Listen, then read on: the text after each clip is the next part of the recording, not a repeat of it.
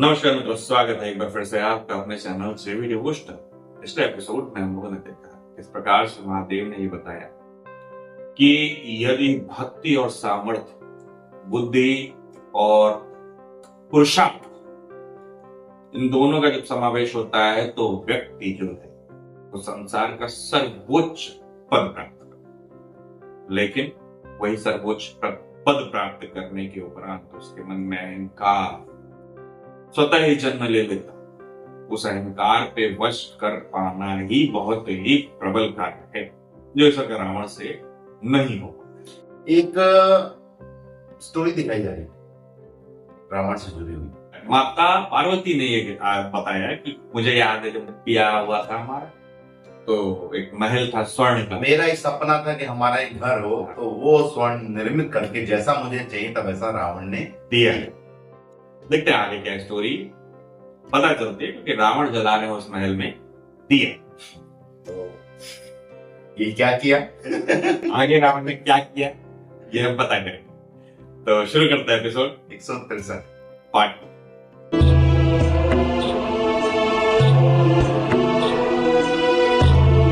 प्रणाम महादेव।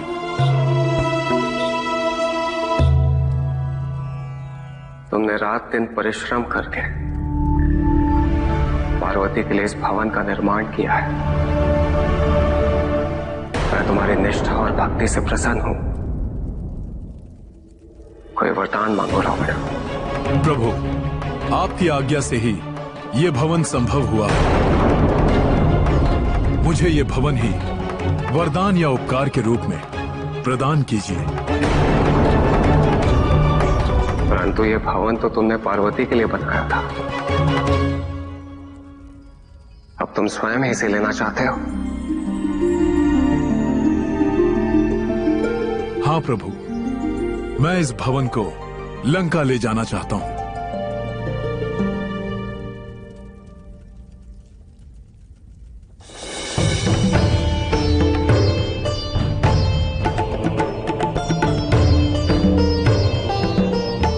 प्रणाम माता।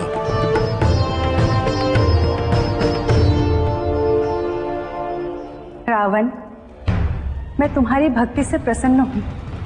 कोई वरदान मांगो। माता, मुझे जो मांगना था वो मेरे प्रभु ने मुझे दे दिया। अति सुंदर। क्या मांगा तुमने? माता, प्रभु से मैंने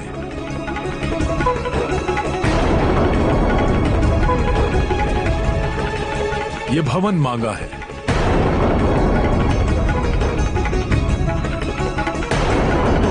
हाँ माता, मैंने उनसे इस स्वर्ण भवन को लंका ले जाने की अनुमति मांगी है। किंतु तुमने तो ये भवन मेरे लिए निर्मित किया था। तुम इसे स्वयं क्यों लेना चाहते हो?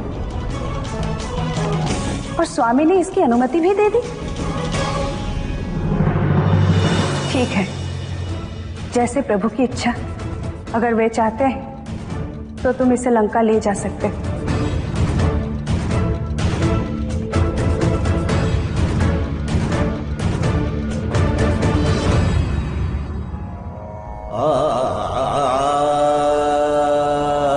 आपने रावण को वरदान देने से पहले एक बार भी मेरे बारे में विचार नहीं किया।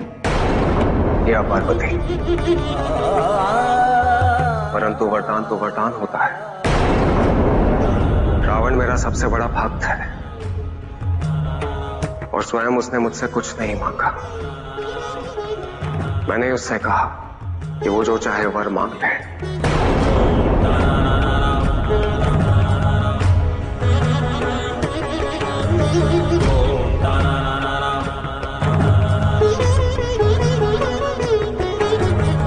तुम तो मेरी दुविधा समझती हो।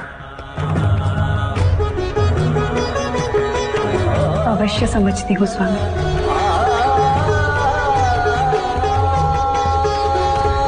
क्या कारण रहा होगा कि रावण में ऐसे परिवर्तन आए?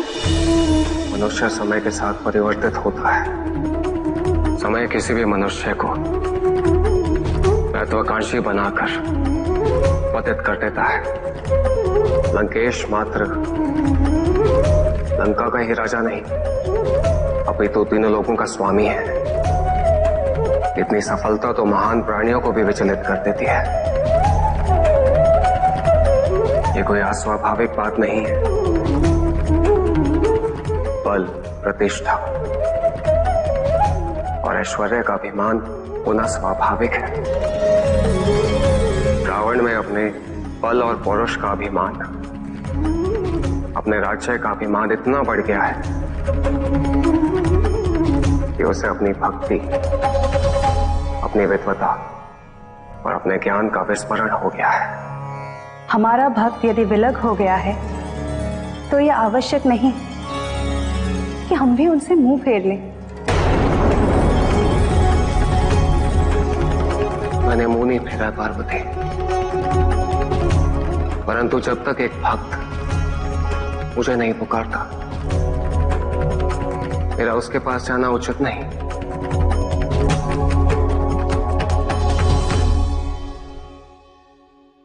रावण को अपनी भूल का आभास स्वयं होना चाहिए। उसे समझ आना चाहिए कि जिस मार्ग पर वो अग्रसर है उसका गंतव्य केवल उसका विनाश है। इसी कारण आपका उन्हें एक बार समझाना और भी आवश्यक हो गया है स्वामी।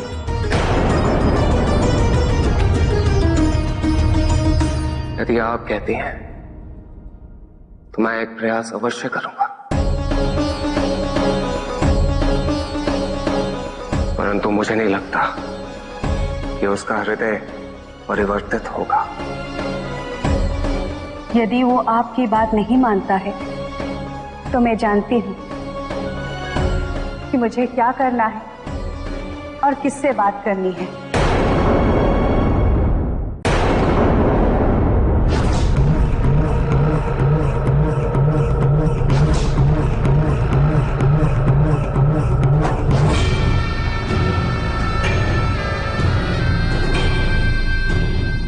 महादेव, देख रहे हैं मेरे वैभव, मेरी कीर्ति, मेरी शक्ति। देखिए इस त्रिलोकाधिपति रावण को। ये सब केवल मैंने अपने बल और पराक्रम से प्राप्त किया है। आपको मैं ये बताने आया हूं कि मेरी भक्ति को तिरस्कार करके आपने सबसे बड़ी भूल की है।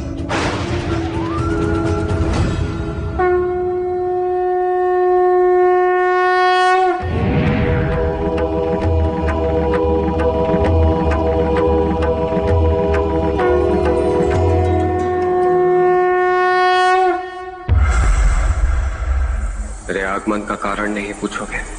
आपके आने का कारण जानकर मैं क्या करूंगा? मैं आपका सबसे बड़ा भक्त रहा हूं, किंतु आपने कभी मेरी सहायता नहीं की। जब मैंने आपका आवाहन किया, आप नहीं आए।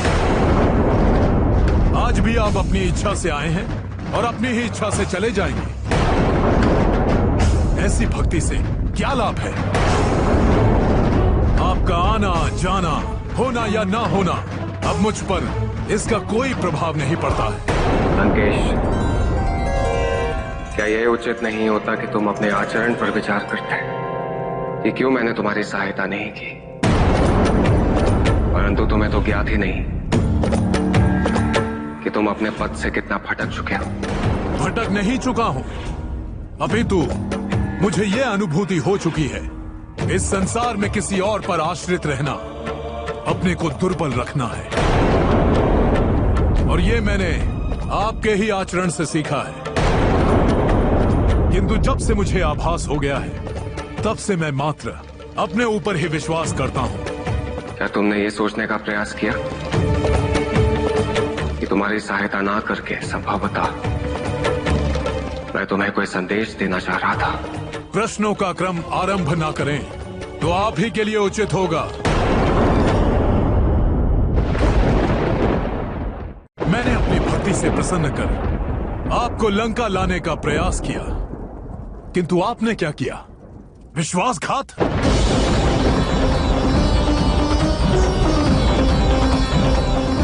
मैंने अनेक विद्याएं सीख ली और श्लोकों का पाठ किया, किंतु आपने कुछ भी नहीं सुना। वो धनुष आपका था, आपका। उसे उठाने का किसी को अधिकार था तो केवल आपके सबसे बड़े भक्त को, मात्र मुझे था। आपने मेरे साथ जो भी किया उसे आप कैसे उचित ठहराएंगे? कैसे? ये विशाल साम्राज्य, ये वैभव, ये सब मैंने अपने बल और पराक्रम से अर्जित किया। फिर अब मैं आपको यहां स्थान क्यों दूं? लंकेश, एक बार अपने वैभव, विलास और राज्य के अहंकार से बाहर आओ। ये जो भी सर्वशक्तिशाली होने का भ्रम है तुम्हें, उसे त्याग दो। मैं या तो मैं चेतावनी देने आया था, मैंने जो कहा उस पर विचार करो, अन्यथा जब तक तुम्हें सत्य का बोध होगा तब तक बहुत विलंब हो चुका होगा। रावण महाशक्तिशाली बना तो केवल अपने बल पर। अब भले ही विनाश की ओर चला जाऊं, किंतु आपका ये परामर्श मैं मानने से रहा। मुझे अपने सिद्धांत प्रिय हैं, मैंने उनका ही अनुसरण किया है और करूंगा। आपके और आपके विचारों का अब कोई आवश्यकता नहीं। लंकेश, त्रिदेवों का नियम है, हम कभी भी किसी की स्वतंत्र इच्छा में हस्तक्षेप नहीं करते। तुम्हें जब भी मेरी आवश्यकता होगी, सच्चे मन से, शुभ उद्देश्य के साथ मेरा आह्वान करना, स्वार्थ के वशीभूत होकर नहीं। मैं अवश्य आऊंगा। निश्चिंत रहिए, विश्राम करिए। मुझे आपके आवाहन की आवश्यकता कभी नहीं पड़ेगी। उचित है।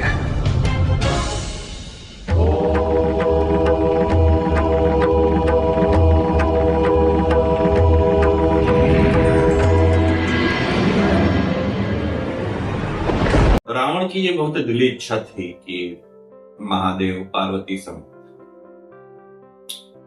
मेरी लंका में निवास। यही कारण था जब उन्होंने कैलाश में वो स्वर्ण मंदिर बनाया, तो उनको लगा कि माता को ये इतना पसंद आ गया, इसीलिए उन्होंने इतना सुंदर बनाया कि माता को ये इतना पसंद आ गया है तो ये महल में निवास करेंगे। और जब निवास करने के लिए उन्होंने गृह प्रवेश करवाया तो उन्होंने कहा कि अब ये घर हमको दे दो। घर दे दो का मतलब ये कि इसके साथ लंका चलो। घर थोड़ा ना, तो इसको लंका ले जाने के लिए हम थोड़ा क्या कि मेरे अंदर घर में जाना है, मुझे रहना। ये तो वही बात है कि बेचने के लिए पेंटिंग बनाई और इतनी पसंद आ गई कि गलती से बहुत अच्छी बनी, इसको तो बेचूंगा ही नहीं, मुझे वापस कर दो ये अपना चेक। तो इसमें सीन क्या हुआ कि रावण हमेशा से ये चाहते थे कि महादेव उनकी लंका में आकर, इसके लिए उन्होंने अनेक कई बार कैलाश, आपने सुना ही होगा कि कैलाश को उठा करके वो लंका ले जाने का प्रयत्न कर। उसके बाद उन्होंने ये महल का निर्माण का जो प्रकरण हुआ उसमें भी वो लंका ले जाने का प्रयत्न। एक बार उन्होंने तो वरदान स्वरूप मांगा था कि मैं आपको लंका ले जाना चाहता, मेरी सुरक्षा के लिए आप रहेंगे। हाँ, तो गणेश जी ने वो शिवलिंग जो है वो बीच रास्ते में रख दी। तो देखा जाए तो एक भक्त की यह हट था, मैं अपने आराध्य को वो अपने निवास स्थान पर, अपने जन्म स्थान पर रखना चाहता। ये स्वार्थ कि मैं केवल अपने निकट रखना चाहता हूँ, मेरे निकट हमेशा रहे, मेरे आराध्य मेरे पास, ताकि मेरा नाम जाना जाए, मेरी ख्याति बढ़े। तो जब आप किसी चीज को, अगर आराध्य तो आपके पास हमेशा से हैं, वो तो अंतर्यामी हैं, अंतर्ध्यान हो जाते हैं, वो जब चाहोगे तब आएंगे। लेकिन ऐसा नहीं है, वो चाहते थे अच्छा यहाँ अगर सेवा की भावना हो, जैसे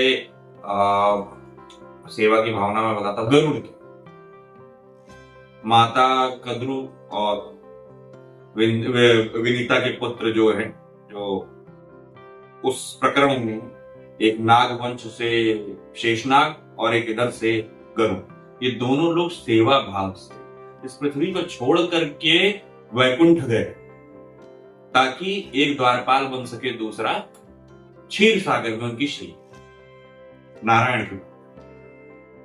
तो वो समर्पण आप उनको अपने यहां लाके नहीं कर सकते, आपको उनके यहां जाना। मंदिर आपके घर पे नहीं आए, आपको मंदिर जाना पड़ेगा। अरे सेवा भाव ठीक है, अहंकार इनका ये था कि मैं इनका सबसे बड़ा भक्त हूँ, ये ख्याति मुझे मिल ही रहे, मुझसे बड़ा कोई भक्त नहीं। ऐसा कैसे हो सकता है? मैं नहीं तो कौन? ऐसा कैसे हो सकता है? मैं नहीं तो कौन? और अभी जो हमने देखा, जिस प्रकरण को देखा, जिस प्रकार से हमने देखा कि उन्होंने सीधे सीधे बोल दिया महादेव को, मैं आपको बुलाऊंगा ही नहीं। अब क्या उद्देश्य नहीं है? आपने ऐसे समय पे मेरा अपमान करवा दिया जहां मैं आपको लाने के बाद प्रयत्न कर रहा था, बताइए, आधे रास्ते में शिवलिंग रखवा दिया, तो वहां पे उनको आपने धोखा दिया। हाँ, वो अपमानित। सीता स्वयंवर में उस धनुष पर मेरा ही अधिकार था, क्योंकि मैं आपका सबसे बड़ा। आपने मुझे ही धनुष नहीं उठाने दी। भक्त होते हुए उन्होंने प्रभु से ये नहीं पूछा कि ऐसा कैसे हो गया, रीजन जानने का प्रयास ही नहीं किया। अधिकार था मेरा, वो मैं लेके ही आता। इतनी ऊर्जा आई कहां से? ये प्रकरण याद कीजिए। इतनी ऊर्जा आई मंदोदरी के कारण, और मंदोदरी ने वो जो अमृत कलश वो उनके जो नाभि में स्थापित किया, तो अतुल्य बल आ गया। अहंकार और ऊर्जा में परिवर्तित हो गई, उसी से लोक विजेता हो गए। अच्छा, ये सारे प्रकरण एक तरफ, दूसरी तरफ ये है कि भगवान जाते जाते क्या कहते, जब सच्चे मन से, निस्वार्थ भावना से मुझे याद करोगे, मैं तब भी याद, मुझे आवश्यकता ही नहीं। तारा मैं खत्म हो जाऊंगा, नहीं बुलाऊंगा नहीं। मर जाऊंगा। जब बुलाया तब आए नहीं, अब आगे कह रहे हो कि जब बुलाना तब आ जाएगी। नहीं, आज चाहिए, आवश्यकता ही। तो अभी उनको ऐसा लग रहा है कि मैं सब कुछ कर सकता हूँ, तो मैं किसी पे आश्रित क्यों रहूं? मैं तो मुझसे बड़ा बन सकता हूँ। मैं आपके चरित्र से इंस्पायर्ड हूँ। चलिए इस एपिसोड को करते हैं समाप्त, शीघ्र मिलेंगे नहीं के साथ। तब तक के राधे राधे।